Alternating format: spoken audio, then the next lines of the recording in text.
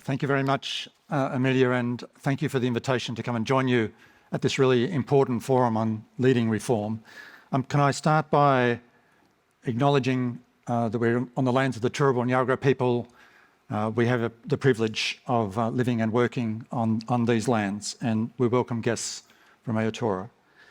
Can I also acknowledge the support and engagement we've had with a number of those of you in the room, including in the Mental Health Commission. Thriving Queensland Kids Partnership is primarily funded by philanthropies, and we've got a growing collaboration of philanthropic investors. Has now formed the Queensland Kids Funders Alliance, and we're really excited about their interest in catalytic co-investment and what's also emerging nationally with the Investment Dialogue for Australia's Children that Aracy is also supporting. But also really critically, we've had the in-kind contribution, the engagement of lots of folks across our ecosystem, in government, in the statutory authorities, in not-for-profit sector, and the universities. One of the things that strikes us about why you're here is that you have such a compelling reform agenda. Ivan spoke to this yesterday morning. Copies of the documents are out the front. Many of you have been involved in shaping these critical strategic frameworks, and I want to acknowledge and congratulate you for the power of that strategic agenda. And as Ivan indicated, the momentum that's been building for investment and reform and improvement and the big transformations that are underway, but as Ivan said, there is a long way to go. What we're particularly interested, because Thriving Queensland Kids Partnership has particularly focused on bringing a systems lens and systems stewardship to reform. And our purpose is to catalyse systems to change the odds for Queensland children and young people and their caregivers to thrive.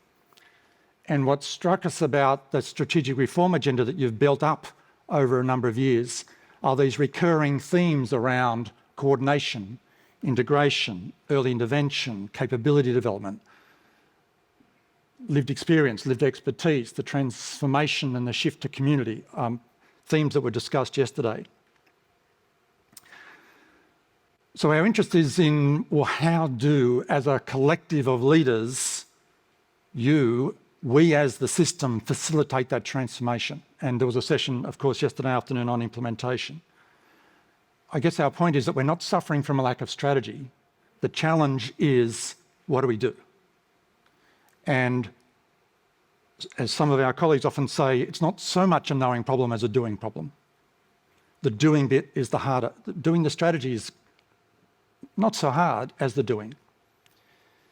I want to acknowledge as well, there are other really critical strategies that are interconnected to the ones that have come out of the mental health and alcohol and drug sector. Of course, we heard yesterday about leading, healing our way. There's the growing deadly families, closing the gap implementation, breaking cycles, working together, and the fantastic work that Elizabeth Hone and her team at the Queensland Centre for Perinatal Infant Mental Health have done on Nurture and Enhance. So with that really busy strategic agenda, Ivan asked me to turn my remarks to a focus on, so what are the tips about how do you get in early but also pull all those threads together?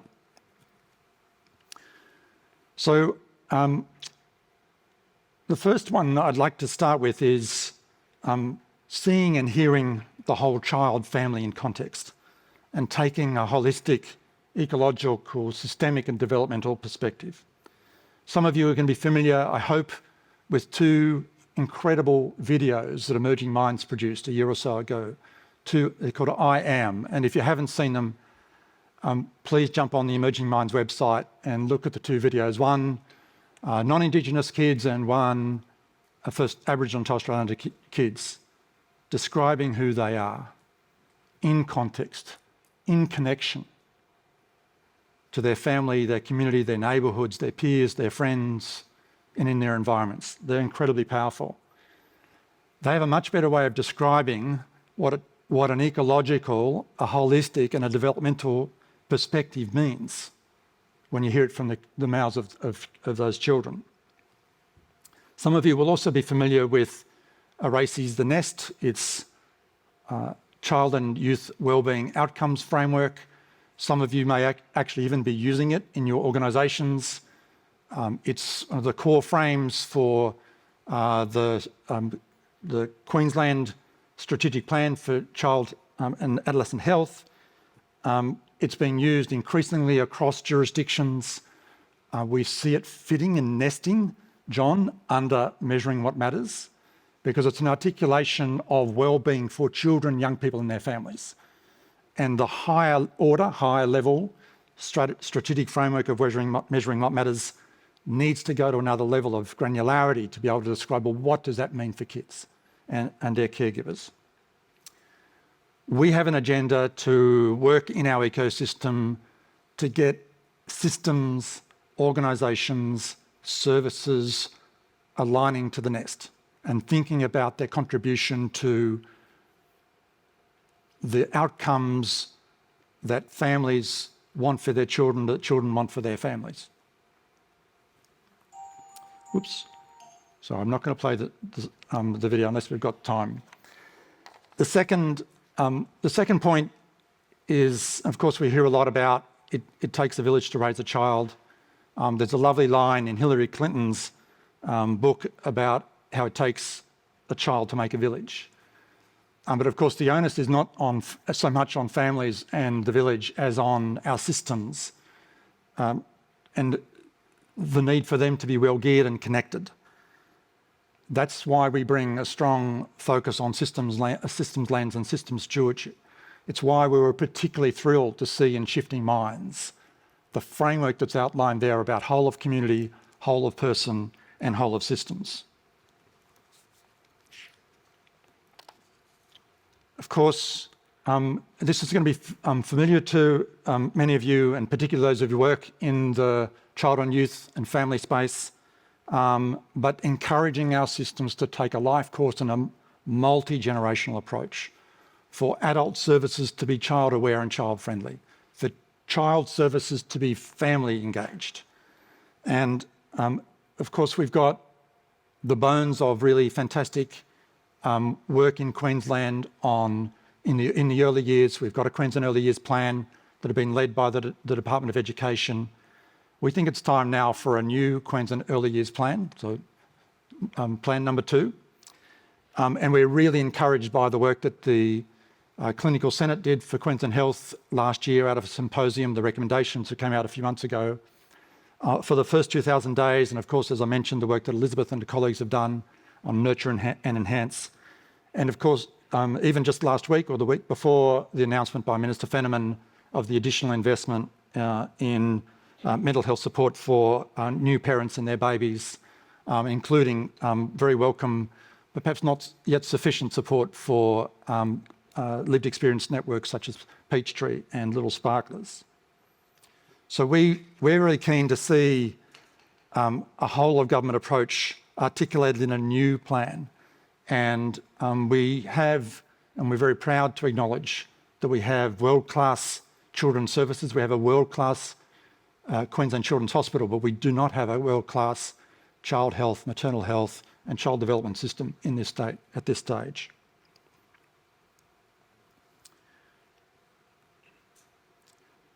We've heard a lot appropriately about the significance of lived expertise and leadership of our systems. I've mentioned the work of Peachtree and many others. It's fantastic to have such an important leadership and representation and roles, as we heard yesterday, bringing lived expertise into decision making. And again, we really want to acknowledge and congratulate those organisations that are engaging deeply and listening hard and working and following the voices of children and young people and families. The slide has a couple of pictures from a recent exercise that the Children's Hospital did with the Institute of Social Science Research, using the Erases Nest domains, ways of engaging with families, with children with disabilities who were frequent users of the hospital, about their lived experience of health services and disability services. And it was a really powerful couple of days where both the insights of research and evidence and more particularly the expertise of those families and their children was drawn out and will no doubt inform the continuing work of Children's Health Queensland.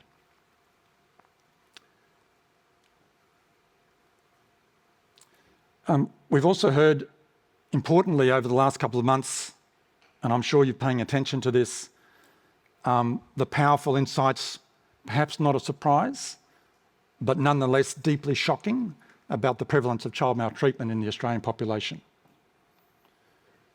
And we heard just this week some further disturbing data about the prevalence of really unhealthy attitudes amongst men about child abuse and child sexual assault. And of course, we know now we've got 20, 30, 40 years of evidence and science and lived experience about the lifelong impacts of childhood adversity and adverse child experiences.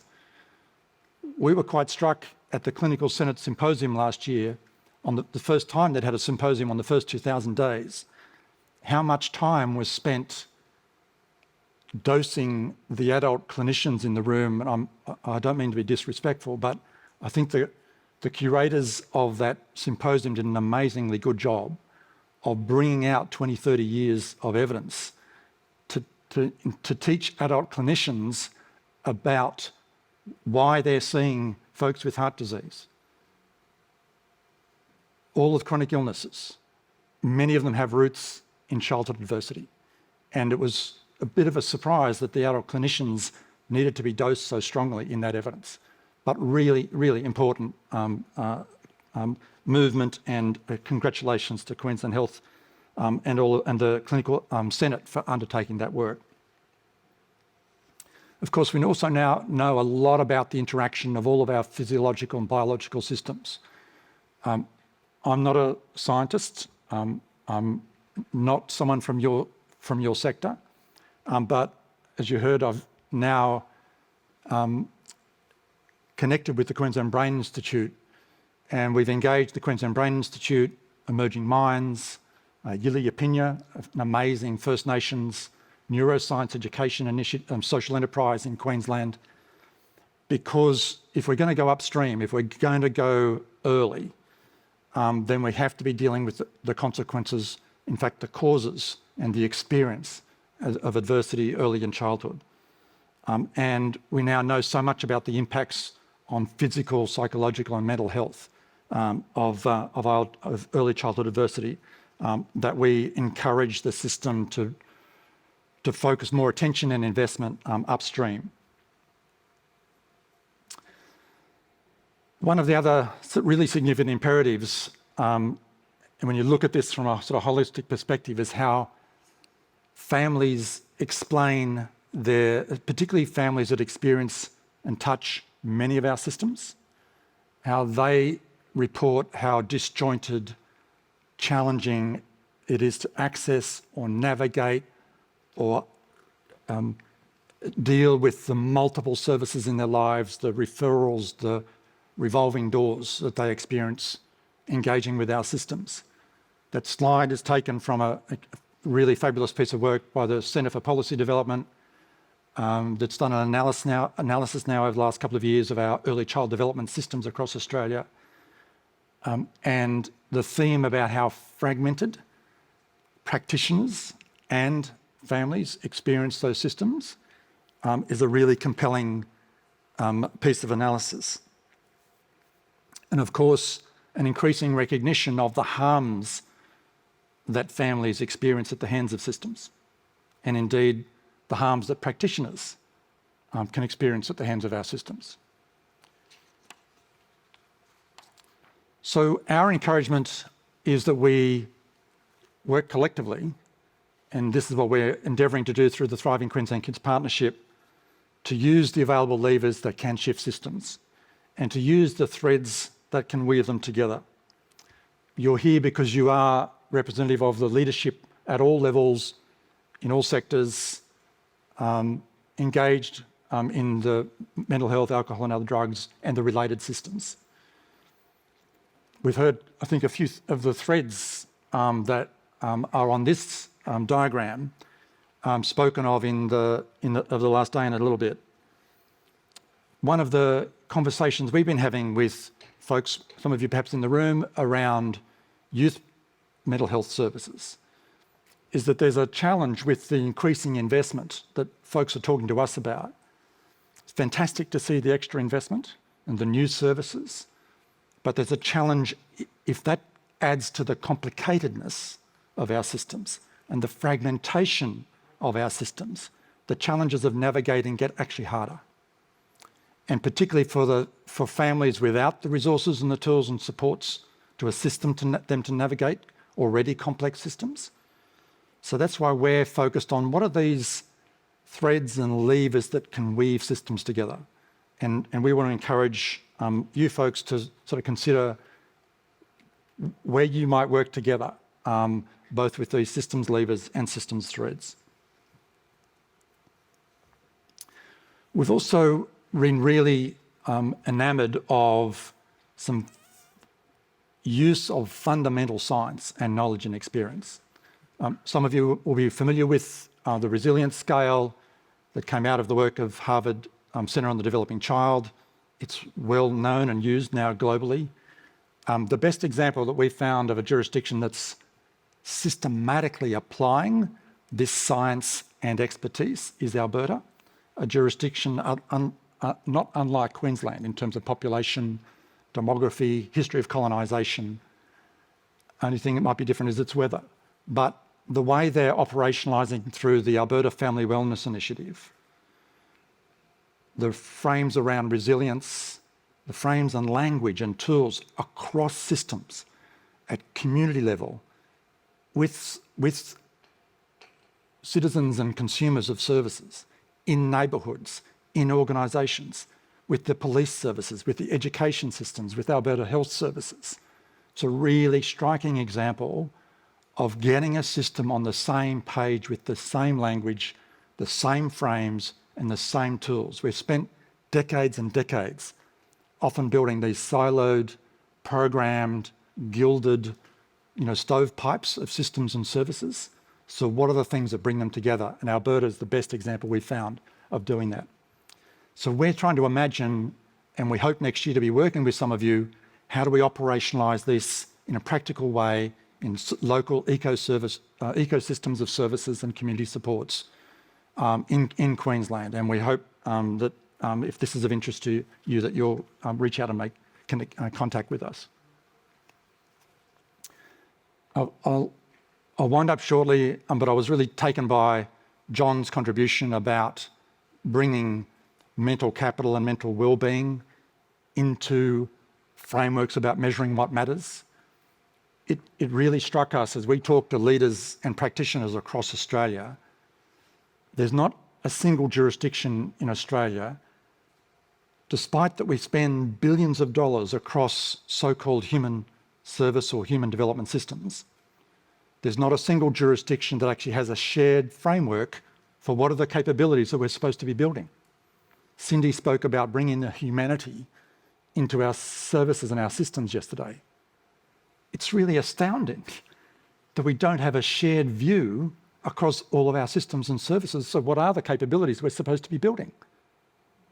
So we, again, want to encourage services and systems leaders to be explicit in your program design, your service design, about agency, about talents, about capabilities, about strengths. So this is a little summary of the initiatives that we have underway through Thriving Queensland Kids Partnership. Some of you may be engaged already. Those of you who are interested, please get in touch with us. The Thriving Kids Brain Builders Initiative is the one, it's probably the most significant. It's certainly taking about a third of our resources. The $10 million close to $10 million that we've raised so far from philanthropy. As I mentioned, we're working in collaboration with Emerging Minds, with Yearly Opinion, with the Queensland Brain Institute, and Dovetail and a range of other organisations. We're really hoping to take that knowledge to scale and to work with interested organisations to try and take that into practice. So thank you for the opportunity to come and share this little journey we're on with you this morning. If you haven't seen this video, check it out on LinkedIn, and we'll try and find a way to share the link. It's from the UK. It came out a couple of weeks ago from Ton Mazzone. It's voiced by his daughter.